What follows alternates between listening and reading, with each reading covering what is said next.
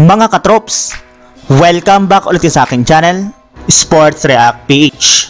At ngayon nga ay pag-uusapan natin ang balitang nagbabala na nga po si Stephen Curry sa tandem nilang dalawa ni Jimmy Butler. Pag-uusapan na rin nga natin dito sa ating panibagong video, ang balitang jackpot nga po ang Los Angeles Lakers sa kanilang bagong player.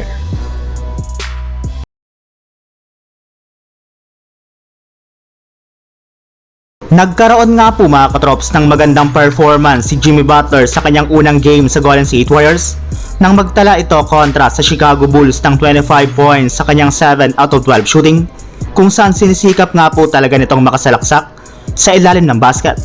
Kaya ang pagkapanalo nga po ngayon ng Golden State Warriors ay isang napakagandang senyales since unti-unti na nga pong bumabalik ang kumpiyansa ng kanilang buong kupunan.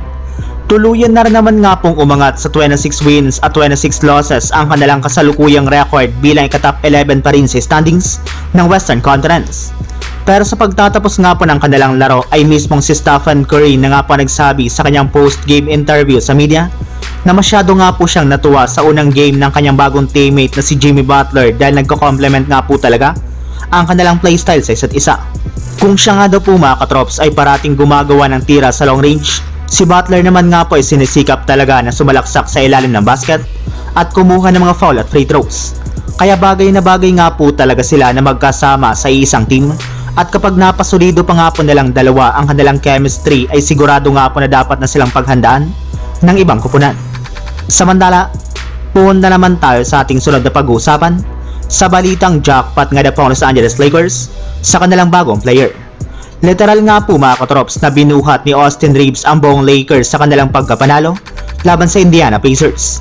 Ayon nga po sa lumabas na balita, bago pa man nga po magsimula ang kanilang laro, ay tinext na nga po ni LeBron James si Austin Reeves na hindi siya maglalaro kontra sa Indiana Pacers, habang sinigundahan na rin naman nga po ito ni Coach JJ Redick matapos nitong sabihin na kailangan nga po nito na magtala ng 38 points, 8 rebounds at 8 assists para lamang manalo ang Los Angeles Lakers.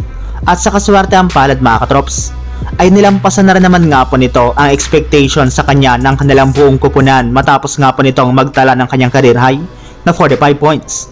Pero hindi lang naman nga po si Austin Reeves ang nag-isang player ng Lakers na tumulong sa kanilang team para manalo dito. In fact, maging ang kanilang pinakabagong two-way player nga po na si Jordan Goodwin ay nagpakitang gilas dito sa pagtatala niya ng 10 points at 4 rebounds sa kanyang 4 out of 7 shooting sa field goal, kung saan kasama na dito ang kanyang isang crucial 3-pointer sa huling segundo ng kanilang laban. Naging partner naman nga po siya ng kanilang closing lineup na siya nagpanatili ng kanilang lead laban sa Indiana Pacers. So yun lang mga katrops, ang handog kong story ngayong araw. Sana nag-enjoy kayo, please like and subscribe my YouTube channel, Sports React PH, para sa iba pang story at update patungkol sa NBA. Kita-kits muli sa ating susunod na video.